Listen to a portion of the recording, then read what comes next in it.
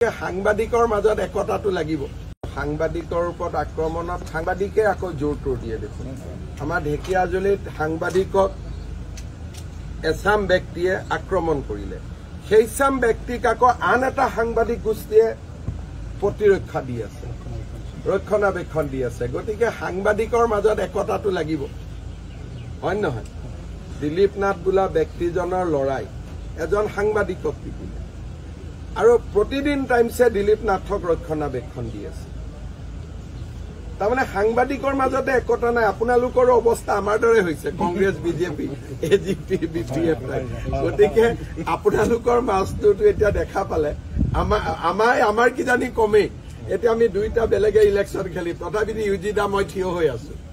আমাৰ মাজত একতা বেছি, আপোনালোকৰ মাজত একতা কম। এতিয়া গতিকে সাংবাদিকৰ মাজত একতাটো লাগিব। সাংবাদিকৰ ওপৰত আক্ৰমণত সাংবাদিকে আকৌ জোৰটো দিয়ে দেখোন।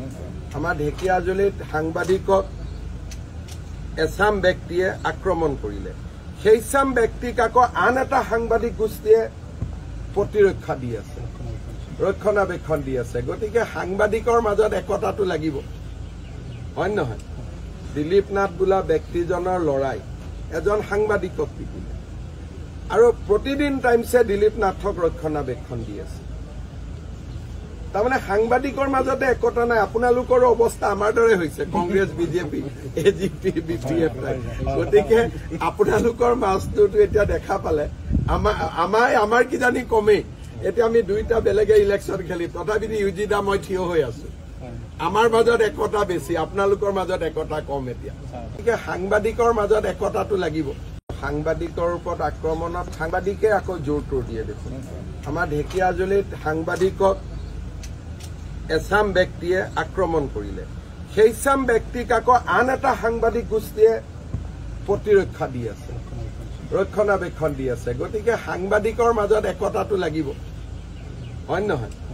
দিলীপ নাথ বোলা ব্যক্তিজনৰ লৰাই এজন সাংবাদিকক পিটিলে আৰু প্ৰতিদিন টাইমছে দিলীপ নাথক ৰক্ষণাবেক্ষণ দি আছে। তাৰমানে সাংবাদিকৰ মাজতে একতা নাই। আপোনালোকৰ অৱস্থা আমাৰ দৰে হৈছে, কংগ্ৰেছ, বিজেপি, এজিপি, বিপিএফ।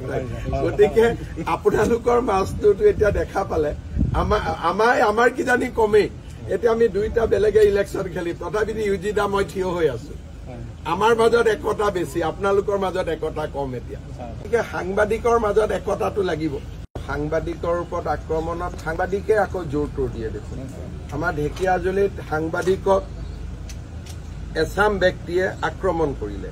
সেইছাম ব্যক্তিক আকৌ আন এটা সাংবাদিক গোষ্ঠীয়ে প্ৰতিৰক্ষা দি আছে, ৰক্ষণাবেক্ষণ দি আছে। গতিকে সাংবাদিকৰ মাজত একতাটো লাগিব, হয় নহয়? দিলীপ নাথ বোলা ব্যক্তিজনৰ লৰাই এজন সাংবাদিকক পিটিলে আৰু প্ৰতিদিন টাইমছে দিলীপ নাথক ৰক্ষণাবেক্ষণ দি আছে। তাৰমানে সাংবাদিকৰ মাজতে একতা নাই। আপোনালোকৰ অৱস্থা আমাৰ দৰে হৈছে, কংগ্ৰেছ, বিজেপি, এজিপি, বিপিএফ। গতিকে আপোনালোকৰ মাজটোতো এতিয়া দেখা পালে আমাৰ কিজানি কমেই। এতিয়া আমি দুইটা বেলেগে ইলেকশ্যন খেলিম, তথাপি ইউজিদা মই থিয় হৈ আছো। আমাৰ মাজত একতা বেছি, আপোনালোকৰ মাজত একতা কম। এতিয়া